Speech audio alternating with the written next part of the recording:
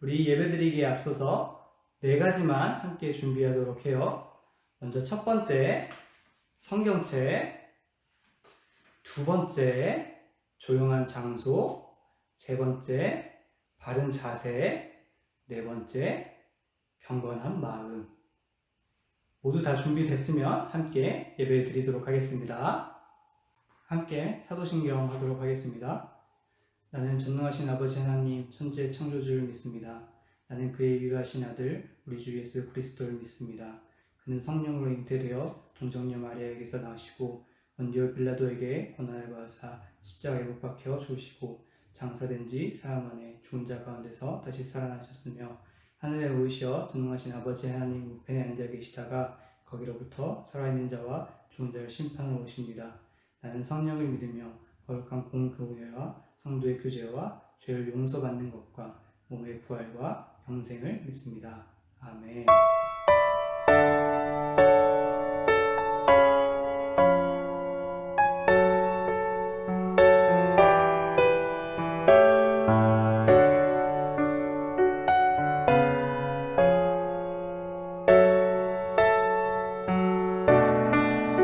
내 마음 다해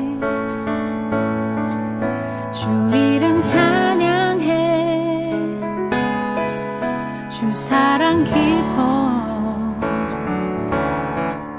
말로 다 못하네 주 앞서 가면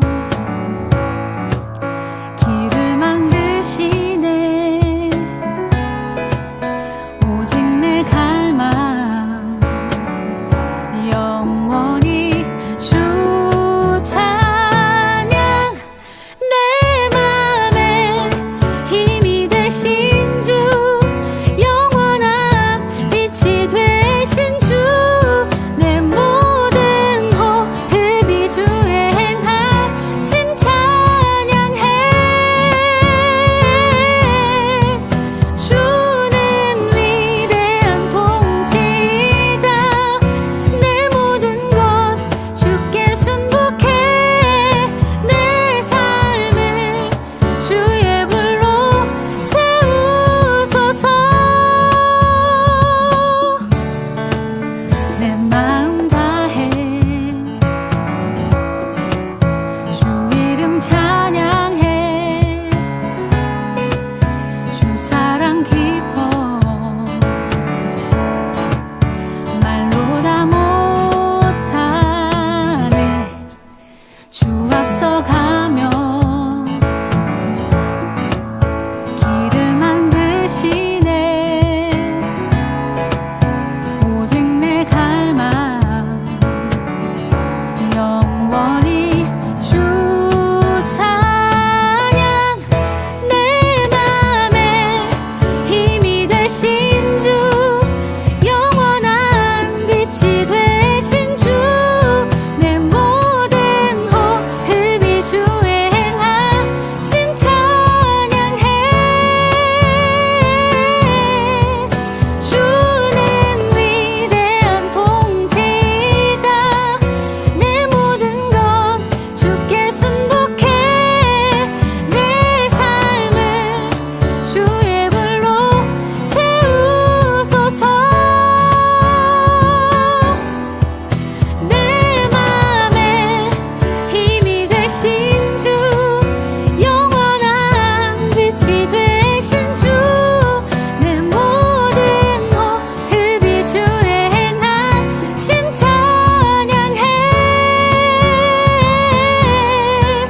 주는 위대한 통치자 내 모든 것 주께 순복해 내 삶을 주의 불로 채우소서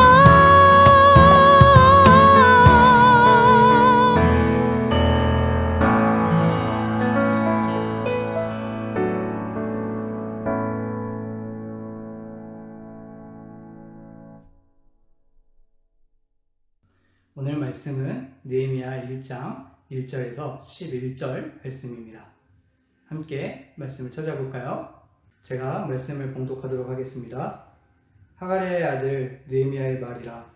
아닥사스다 왕 제20년 기슬르월에 내가 수상궁에 있는데 내 형제들 가운데 하나인 하나니가 두어 사람과 함께 유다에서 내게 이르렀기로 내가 그 사로잡힘을 면하고 남아있는 유다와 예루살렘 사람들의 형편을 물은즉 그들이 내게 이르되 사로잡힘을 면하고 남아있는 자들이 그 지방 거기에서 큰 환난을 당하고 능욕을 받으며 예루살렘 성은 허물어지고 성문들은 불탔다 하는지라. 내가 이 말을 듣고 앉아서 울고 수일 동안 슬퍼하며 하늘의 하나님 앞에 금식하며 기도하여 이르되 하늘의 하나님 여호와 크고 두려우신 하나님이여 주를 사랑하고 주의 계명을 지키는 자에게 언약을 지키시며 긍휼을 베푸시는 주여 간구하나이다. 이제 종이 주의 종들인 이스라엘 자손을 위하여 주야로 기도하오며 우리 이스라엘 자손이 주께 범죄한 죄들을 자복하오니 주는 귀를 기울이시며 눈을 여시사 종의 기도를 들으시옵소서. 나와 내 아버지의 집이 범죄하여 주를 향하여 크게 악을 행하여 주께서 주의 종 모세에게 명령하신 계명과 율례와 규례를 지키지 아니하였나이다. 옛적에 주께서 주의 종 모세에게 명령하여 이르시되 만일 너희가 범죄하면 내가 너희를 여러 나라 가운데에 흩을 것이요 만일 내게로 돌아와 내 계명을 지켜 행하면 너희 쫓긴 자가 하늘 끝에 있을지라도 내가 거기서부터 그들을 모아 내 이름을 두려고 택한 곳에 돌아오게 하리라 하신 말씀을 이제 청하건대 기억하옵소서.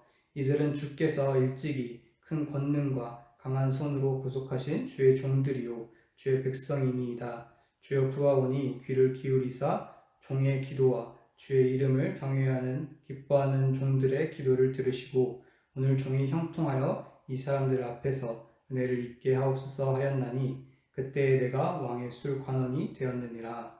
이것은 하나님의 말씀입니다. 아멘. 우리 중등부 친구들 안녕하세요. 저는 이번에 새롭게 중등부에 부임해온 이승표 전도사라고 합니다. 앞으로 친구들과 예배와 설교뿐만이 아니라 삶을 통해 친밀한 교제를 나누며 함께 잘 지낼 수 있도록 노력할게요. 잘 부탁해요. 오늘 우리가 살펴볼 말씀은 느헤미야입니다. 느헤미야는 어떤 사람이었을까요? 느헤미야는 참으로 사랑이 많고 함께하는 리더였어요. 이는 오늘 본문의 2절에서 4절 말씀을 통해 알 수 있는데요. 함께 큰 소리로 읽어 보겠습니다. 2절에서 4절 말씀입니다.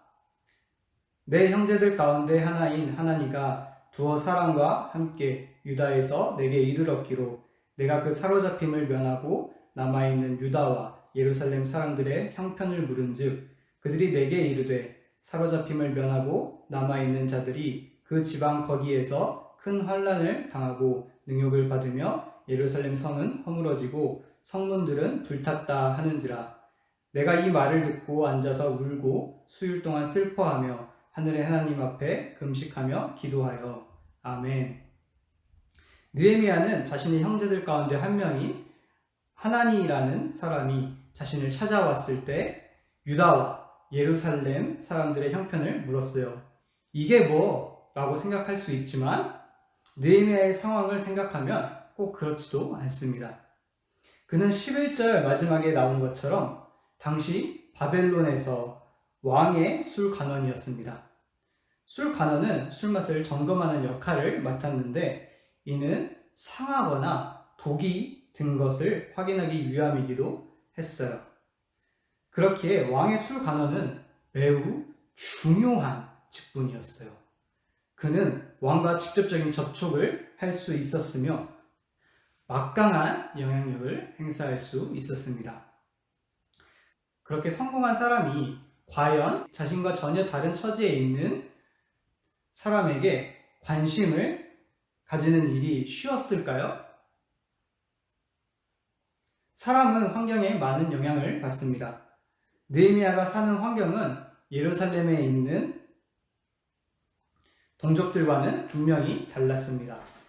그야말로 출세하고 성공한 인생이었고 누구도 함부로 무시하지 못할 위치에 있었죠.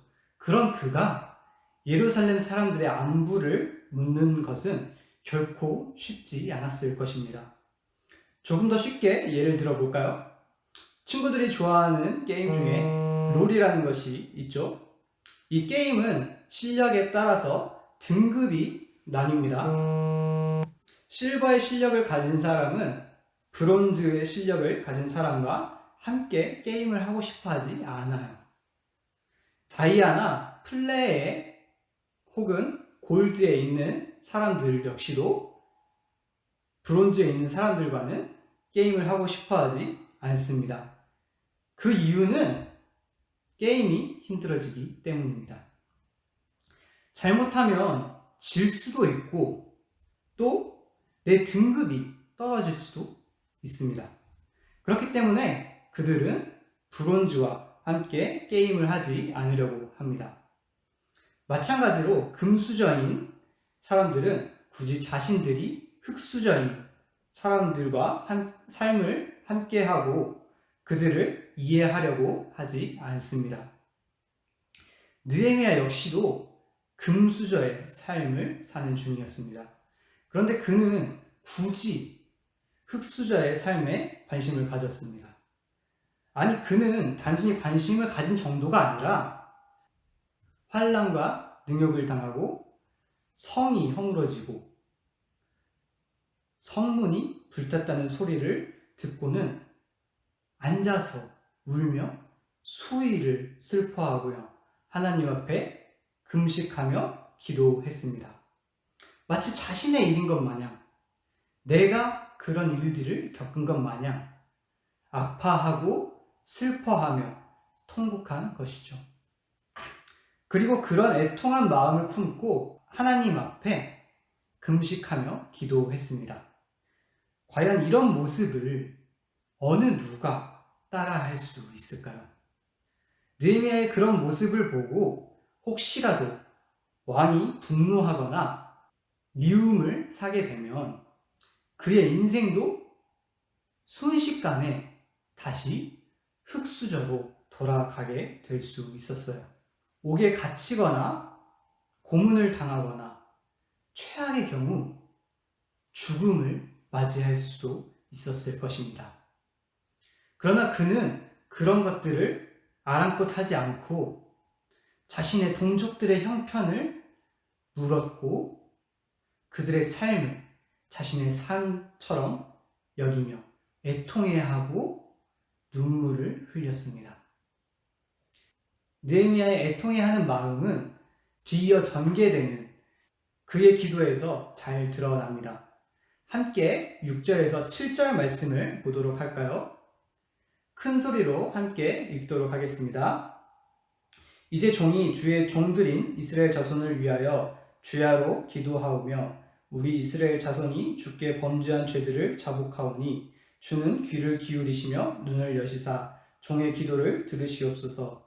나와 내 아버지의 집이 범죄하여 주를 향하여 크게 악을 행하여 주께서 주의 종 모세에게 명령하신 계명과 율례와 규례를 지키지 아니하였나이다. 아멘.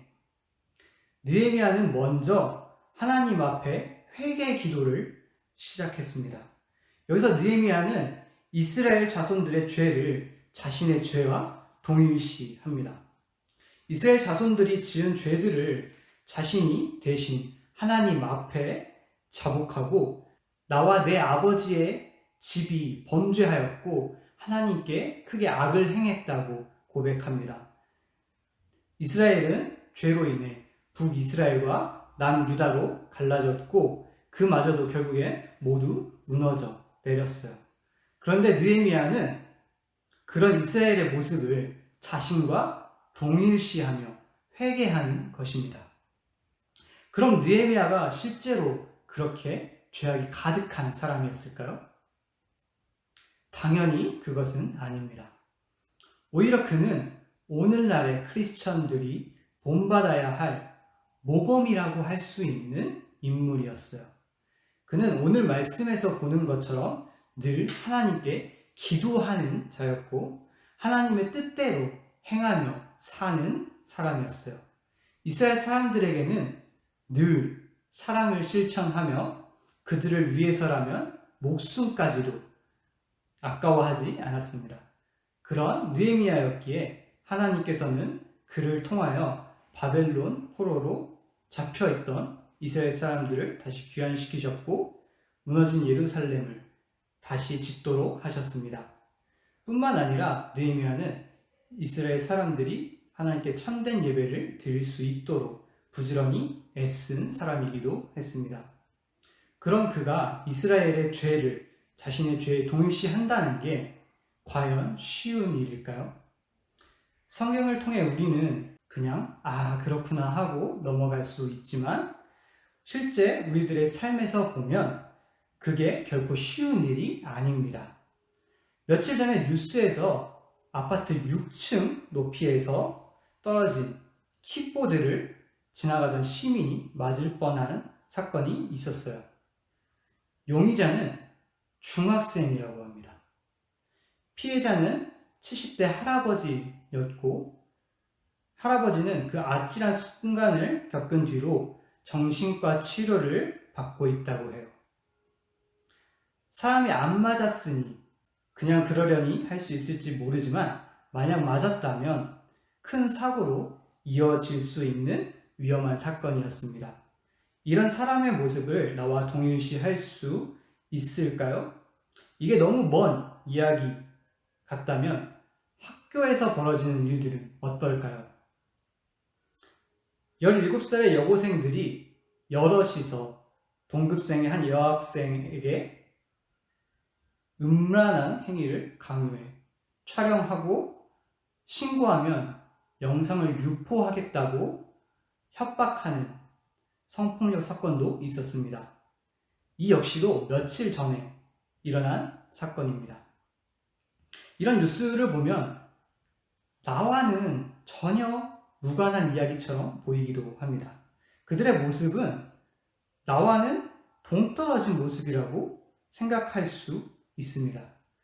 그러나 느헤미야는 그렇게 생각하지 않았습니다. 오히려 그 모든 것들이 마치 나의 죄인 것 마냥 하나님 앞에 나아가 자복하며 회개하고 금식하고 기도했어요. 그의 기도는 회개에서 끝난 것이 아니라 하나님의 은혜를 구하며 회복을 간구하는 것으로 나아갑니다. 9절과 11절 말씀인데요. 함께 큰 소리로 읽어보겠습니다.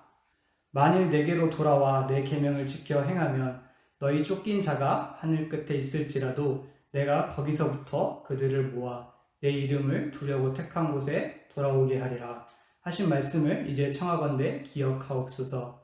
주여 구하오니 귀를 기울이사 종의 기도와 주의 이름을 경외하기를 기뻐하는 종들의 기도를 들으시고 오늘 종이 형통하여 이 사람들 앞에서 은혜를 입게 하옵소서 하였나니 그때 내가 왕의 술관원이 되었느니라. 아멘. 느헤미야는 하나님께서 모세를 통하여 하신 명령들을 기억하고 있었고 다시금 하나님의 이름을 두려고 택한 곳에 돌아오게 하리라는 말씀처럼 회복되기를 간구했습니다. 하나님께서 자신과 이스라엘 기도를 들으시고 은혜를 입게 하시기를 간구했습니다. 그런 그의 간구에 하나님께서는 가만히 있지 않으시고 응답하셨습니다. 느헤미야 2장 5절에서 6절 말씀인데요. 이것도 찾아서 함께 읽어볼까요? 큰 소리로 읽겠습니다. 느헤미야 2장 5절에서 6절 말씀입니다. 왕에게 아뢰되 왕이 만일 좋게 여기시고 종이 왕의 목전에서 은혜를 얻었사오면 나를 유다 땅 나의 조상들의 묘실이 있는 성읍에 보내어 그 성을 건축하게 하옵소서 하였는데 그때 왕후도 왕 곁에 앉아 있었더라. 왕이 내게 이르시되 내가 몇 날에 다녀올 길이며 어느 때에 돌아오겠느냐 하고 왕이 나를 보내기를 좋게 여기시기로 내가 기한을 정하고. 아멘. 하나님께서는 느헤미야의 기도에 응답하셨습니다. 느헤미야는 아닥사다 왕에게 아뢰 수 있는 기회를 얻었고 은혜를 입어서 예루살렘 성벽을 건축하러 갈 수 있게 되었어요. 뿐만 아니라 이를 위해서 조서를 내려주었고 성벽 건축에 필요한 각종 재료들과 그들을 지켜줄 군대 장관과 마병까지도 지원을 받을 수 있었습니다. 이 모든 것이 하나님의 은혜가 아니면 무엇으로 말할 수 있을까요? 이처럼 사랑의 리더십을 가진 느헤미야 한 사람의 기도가 이스라엘을 다시 회복시켰습니다. 그가 이스라엘을 자신과 동일시하며 애통해했기에 가능했던 일입니다. 오늘날 교회는 세상에서 많은 손가락질을 당하고 있어요. 그래서 교회를 다니는 것이, 하나님을 믿는 것이 부끄러워지기도 하고 드러내기에 어려울 때도 있지요. 전도사님은 우리나라의 문제를, 한국 교회의 문제를 자신의 문제로 여기며 사랑으로 품고 기도하는 느헤미야의 리더십이 오늘날 우리 그리스도인들에게 꼭 필요한 리더십이라고 생각합니다. 우리 역시도 우리나라와 한국 교회의 문제를 가지고 하나님 앞에 나아가 회개하며 기도해야 합니다. 하나님의 은혜를 구하고 회복을 간구해야 합니다. 이 땅을 향한 하나님의 뜻이 이루어지는 가장 핵심적인 키는 기도입니다. 느헤미야가 예루살렘의 상황을 전해 듣고 가장 먼저 행한 것은 기도였습니다. 아닥사스다 왕이 그에게 무엇을 원하느냐고 물었을 때도 그는 먼저 하늘의 하나님께 묵도하고 대답했어요. 느헤미야는 기도를 모든 문제의 해결과 행동의 최우선순위로 삼았습니다. 기도는 전적으로 하나님의 도우심과 역사하심을 구하는 것입니다. 사도 바울은 이스라엘을 위하여 자기 자신이 저주를 받아 그리스도에게서 끊어질지라도 원하는 바라며 기도했습니다. 예수님 역시도 예루살렘을 바라보시며 그들의 죄악으로 말미암아 슬퍼하시고 안타까워하시며 우셨고요. 나를 너무 사랑하셔서 십자가에 달려 죽기까지 하셨습니다. 그러나 죽기까지도 예수님은 이렇게 기도하셨습니다. 이에 예수께서 이르시되 아버지 저들을 사하여 주옵소서 자기들이 하는 것을 알지 못함이니이다 하시더라. 누가복음 23장 34절 말씀. 아멘. 주님께서 가르쳐 주신 기도를 살펴보면 하나님의 뜻이 하늘에서 이루어진 것 같이 이 땅에서도 이루어질 수 있도록 기도하라고 말씀하십니다. 하나님의 뜻은 오직 기도를 통해서만 이루어집니다. 이 땅을 향한, 우리나라를 향한, 한국 교회를 향한 하나님의 뜻은 우리의 기도를 통해서 이루어지는 것입니다. 처음부터 우리나라를 향한 하나님의 뜻이 이루어질 수 있도록 기도하는 것은 어려울 수도 있어요. 그렇다면 더 작은 것들부터 실천하면 됩니다. 학교와 가정을 위해서 말이죠. 내 친구들이나 가족들의 일을 마치 나의 일처럼 여기면서 함께 공감하고 기도해 줍시다. 내 친구들과 가족들 가운데 하나님의 뜻이 이루어지기를 기도합시다. 우리 중등부 친구들 모두가 느헤미야와 같은 리더십을 가지고 이 나라와 열방을 위해 함께 기도하며 나아갈 수 있었으면 좋겠습니다. 그래서 하나님의 은혜와 사랑이 우리 중등부 친구들을 통해 온 땅에 퍼져나가기를 주님의 이름으로 간절히 축복하고 소망합니다. 함께 기도하겠습니다. 우리의 기도를 들으시는 하나님 아버지, 오늘 말씀을 통해서 하나님께서 기도하는 자들 가운데 늘 함께 하시며 그 기도를 들으시고 그 기도로부터 늘 하나님의 뜻이 이 땅 가운데 이루어지는 그 시작의 역사를 볼 수 있게 하심을 우리가 살펴보았습니다. 우리 중등부 친구들 가운데에도 이 말씀이 새겨져서 우리의 삶 가운데에서 늘 기도하는 자로서 주님 앞에 먼저 나아가게 하시고 그 기도를 통하여서 아버지 하나님의 그 나라가 그 영광이 하늘에서와 같이 이 땅에서도 이루어질 수 있게 하여 주시옵소서. 감사드리며 예수님의 이름으로 기도드렸습니다. 아멘. 우리 함께 주기도문 하도록 하겠습니다. 하늘에 계신 우리 아버지, 아버지의 이름을 거룩하게 하시며 아버지의 나라가 오게 하시며 아버지의 뜻이 하늘에서와 같이 땅에서도 이루어지게 하소서. 오늘 우리에게 일용할 양식을 주시고 우리가 우리에게 잘못한 사람을 용서하여 준 것 같이 우리 죄를 용서하여 주시고 우리를 시험에 빠지지 않게 하시고 악에서 구하소서. 나라와 권능과 영광이 영원히 아버지의 것입니다. 아멘.